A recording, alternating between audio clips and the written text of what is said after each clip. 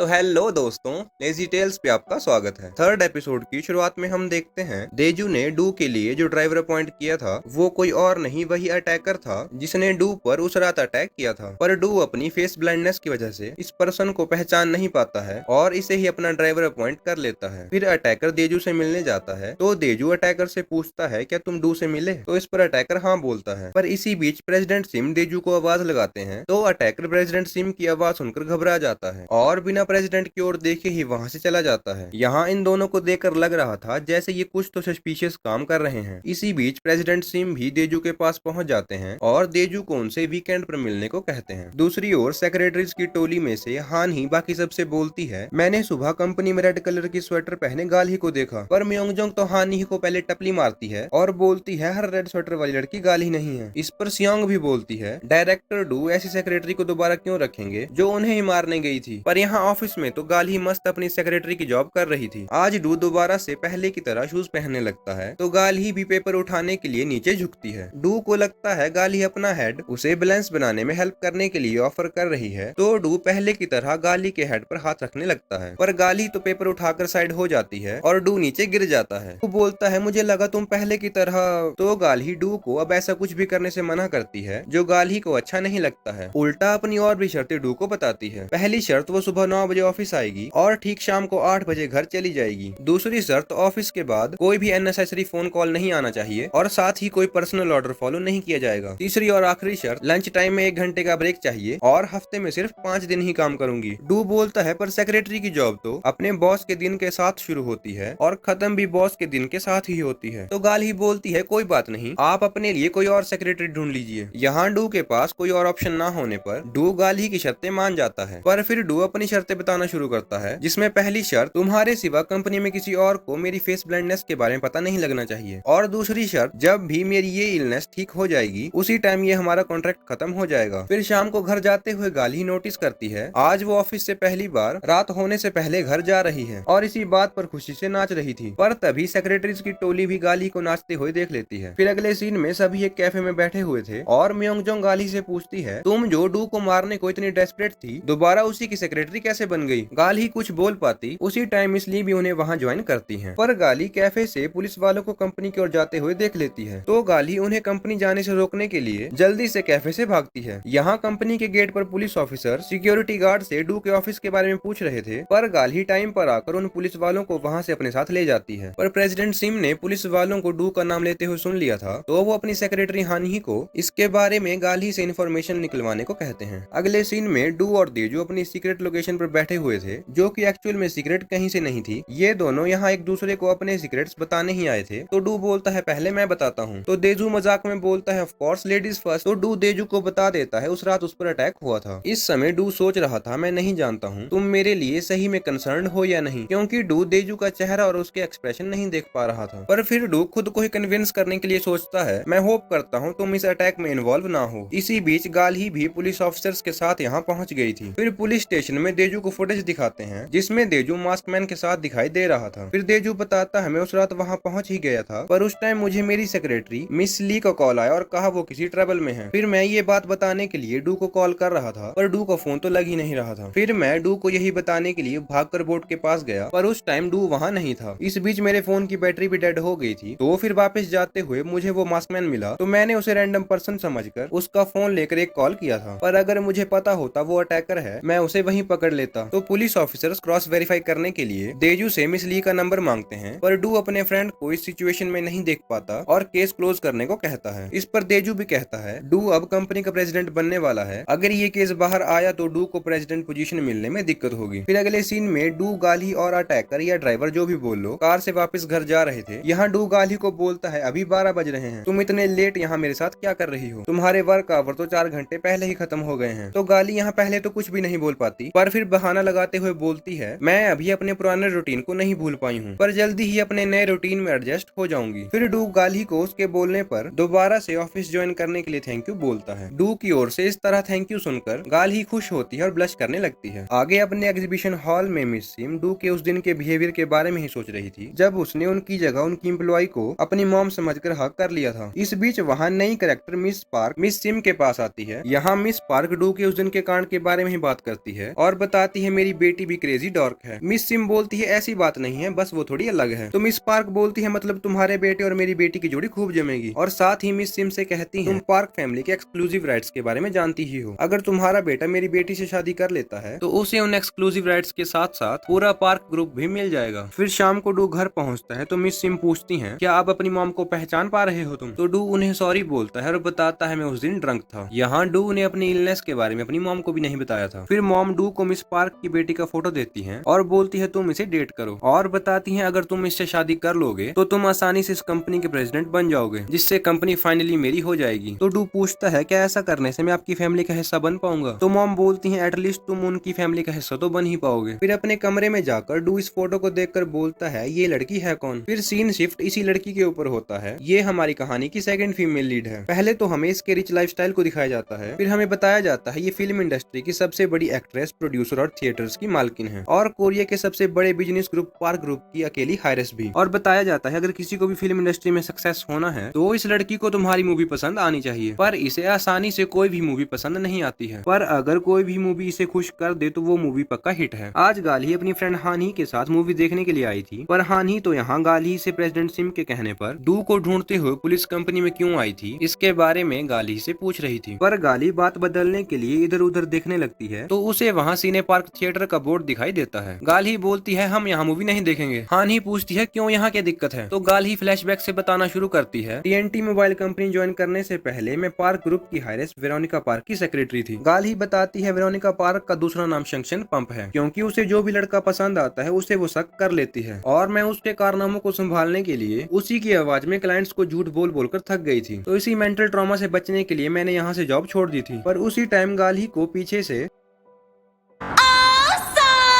सुनाई देता है। गाली समझ जाती है चुड़ैल पीछे आ गई है। फिर वेरोनिका पार्क गाली के पास आती है और बोलती है तुम्हें याद है हम पहले कितना फन किया करते थे? ये सुनकर तो गाली का चेहरा ही मुरझा जाता है। फिर वेरोनिका बोलती है मैं अपने लिए सेक्रेटरी ढूंढ रही हूँ, क्या तुम दोबारा से मेरी सेक्रेटरी बनने में इंटरेस्टेड हो? गाली एकदम से बोलती है नहीं नहीं, मैं टीएनटी मोबाइल कंपनी के डायरेक्टर डू मिनिक की सेक्रेटरी की जॉब कर रही हूँ और मेरा वहाँ सही चल रहा है। तो वेरोनिका बोलती है ओके तब तो हम मिलते ही रहेंगे, और मटकते हुए वहाँ से चली जाती है। फिर ऑफिस में डू अचानक से ही गाली के सामने वेरोनिका का फोटो ले आता है, जिसे अचानक से देखकर गाली डर जाती है और डू से पूछती है इससे आपको क्या काम आ गया? डू तो उसका चेहरा नहीं देख पा रहा था, तो वो गाली से पूछता है ये है कौन? तो गाली डू को इसके बारे में बताती है और बोलती है डायरेक्टर डू आप इससे दूर ही रहिएगा। पर डू तो गाली को इसके साथ कल रात 9 बजे की अपॉइंटमेंट फिक्स करने को कहता है। दूसरी ओर प्रेसिडेंट सिम हानी से डू के बारे में पूछते हैं, तो हानी बोलती है अभी मुझे डू के बारे में कोई भी इन्फॉर्मेशन नहीं मिली है। तो प्रेसिडेंट सिम हानी को जल्दी से डू के बारे में इन्फॉर्मेशन निकालने को कहते हैं और बोलते हैं नहीं तो तुम्हारा कॉन्ट्रैक्ट रिन्यू नहीं हो पाएगा। फिर गाली वेरोनिका के ऑफिस में अपॉइंटमेंट फिक्स करने के लिए कॉल करती है। सबसे पहले तो गाली वेरोनिका की नई सेक्रेटरी को अपनी मेंटल हेल्थ का ध्यान रखने को कहती है, क्योंकि वो वेरोनिका के साथ काम करने के पेन को फील कर चुकी थी। और फिर जाकर किंगडम होटल में कल रात 9 बजे की अपॉइंटमेंट के बारे में बताती है। आगे हॉस्पिटल में डू को डॉक्टर वू बोलते हैं ऐसा कैसे हो सकता है, तुम सिर्फ एक ही पर्सन का चेहरा देख पा रहे हो। तो डू बोलता है मैं आपसे झूठ क्यों बोलूंगा, आप मेरी साली थोड़ी ना हो जो मैं आपसे मजाक करूंगा। फिर इन दोनों की लंबी डिस्कशन या लड़ाई जो मर्जी बोल लो, डॉक्टर गू डू से कहते हैं ऐसा हो सकता है उसकी सेम तरह की ड्रेसिंग स्टाइल और लुक्स की वजह से उसकी वही इमेज तुम्हारे ब्रेन ने स्टोर कर ली है। फिर डू इसी बात का टेस्ट करने के लिए गाली को पकड़ता है और अपने ऑफिस में ले जाता है, और फिर गाली को बोलता है अपने कपड़े उतारो। गाली ये सुनकर डरते हुए बोलती है सर ये सेक्सुअल हरासमेंट है। तो डू अपने कपड़े उतारकर गाली को बोलता है तो ये पहन लो, मैं बाहर जा रहा हूँ, 3 मिनट में वापस अंदर आऊंगा, तुम रेडी हो जाना। पर फिर जैसे ही डू गाली को अलग ड्रेस में देखता है उसे गाली का चेहरा भी दिखाई नहीं दे रहा था, मतलब डॉक्टर गू की बात सच थी। डू तो अपना सर ही पकड़ लेता है और गाली को बोलता है कॉन्ट्रैक्ट कैंसिल। पर गाली तो पहले से ही स्मार्ट थी, उसने डू के साइन किया हुआ कॉन्ट्रैक्ट रजिस्टर करवा लिया था। ये देखकर डू बोलता है ग्रेट जॉब। फिर अगले सीन में गाली भागते हुए कार में आकर बैठती है और अपनी फ्रेंड सेक्रेटरीज की टोली को लेट आने के लिए सॉरी बोलती है, पर वो तीनों तो गाली पर चिल्लाकर बोलती है ये क्या है, तुम क्लब में ये स्वेटर पहनकर जाओगी। फिर अगले सीन में हम गाली को हॉट 1 पीस ड्रेस में देखते हैं और बाकी तीनों गाली को मेकओवर देने में लगी हुई थी। दूसरी ओर डू अपना फोन और बैग कार में ही भूल गया था और अटैकर या ड्राइवर जो भी बोलो डू का बैग चेक कर रहा था, पर वो ढूंढ क्या रहा है ये हमें दिखाया नहीं जाता है। यहाँ गाली डू को फोन कर रही थी पर डू तो अपना फोन साथ लेकर गया ही नहीं था। तो गाली वेरोनिका की सेक्रेटरी को कॉल करती है तो उससे गाली को पता लगता है वेरोनिका तो किंगडम होटल की जगह प्रिंसेस होटल में अपॉइंटमेंट के लिए गई है। ये सुनकर गाली मेकअप करवाते हुए ही अचानक ही खड़ी हो जाती है। टोली भी ये देखकर डर जाती है। फिर गाली वहाँ से निकलती है और रास्ते में डायरेक्ट वेरोनिका को ही कॉल करती है। दूसरी ओर प्रिंसेस होटल में वेरोनिका पार्क मटकते हुए पहुंचती है तो वहाँ उसे देजू मिलता है। देजू वेरोनिका को अपना नाम बताता है तो वेरोनिका भी कंफ्यूज होती है। इसी बीच उसे गाली का कॉल आता है तो गाली उसे किंगडम होटल में आने को कहती है। फिर ये सुनकर वेरोनिका को सारी गेम समझ आती है। वेरोनिका की मॉम ने तो उसे डू से मिलने को ही कहा था, पर प्रेसिडेंट सिम हायोंग ने वेरोनिका से देजू की मीटिंग फिक्स की थी। पर इन दोनों मीटिंग्स में टाइम और कंपनी का नाम TNT मोबाइल सेम था, तो वेरोनिका डू की जगह देजू से मिलने आ गई थी। यहाँ गाली वेरोनिका को किंगडम होटल में आने को कहती है और बोलती है मैं तब तक डू के पास जाकर सिचुएशन संभालती हूँ। पर वेरोनिका को तो देजू इंटरेस्टिंग लग रहा था, तो वो गाली को बोलती है तुम्हारी वजह से ही सारा रायता फैला है, तो अब तुम ही इसे समेटो, और साथ ही आने से मना करती है और कॉल कट कर देती है। फिर गाली मीटिंग कैंसिल होने के बारे में बताने के लिए डू के पास किंगडम होटल पहुंचती है, और डू तो उसे ही वेरोनिका पार्क समझ लेता है, क्योंकि जो गाली ने डू को वेरोनिका की ड्रेसिंग सेंस और हेयर स्टाइल बताया था, गाली भी उसी अवतार में यहाँ पहुंची थी। डू गाली को वेरोनिका पार्क समझकर उसके बैठने के लिए चेयर पुल करता है। ये देखकर गाली को अपनी याद आती है, क्योंकि रोज वो ये सब डू के लिए ऑफिस में करती है। फिर उसी समय वहाँ होटल के शेफ खुद अपना बनाया हुआ फ्रेंच कुजीन सर्व करते हैं। ये देखकर तो गाली थोड़ी देर के लिए हैरान हो जाती है, क्योंकि उसने इससे पहले अपने लिए इतना स्पेशल कभी फील नहीं किया था। फिर डू गाली को अपने आप को इंट्रोड्यूस करता है और अपना नाम डू मीनिक बताता है। यहाँ गाली बहुत ही कंफ्यूजन में थी वो सच बताए या नहीं, पर फिर वो अपने मन में ही सोचती है चलो आज पता करती हूँ डायरेक्टर डू आप मेरे सिवाय बाकी वुमेन्स को कैसे ट्रीट करते हो, और वेरोनिका की आवाज में अपना नाम वेरोनिका पार्क बताती है। ये एपिसोड तो यहीं एंड होता है। अब आगे ये रिच बॉस और पुअर सेक्रेटरी की कहानी क्या मोड़ लेगी ये तो हम सब अगले एपिसोड में ही जान पाएंगे। बाकी जल्द ही मिलते हैं नए एपिसोड के साथ, तब तक के लिए अपना ख्याल रखिएगा।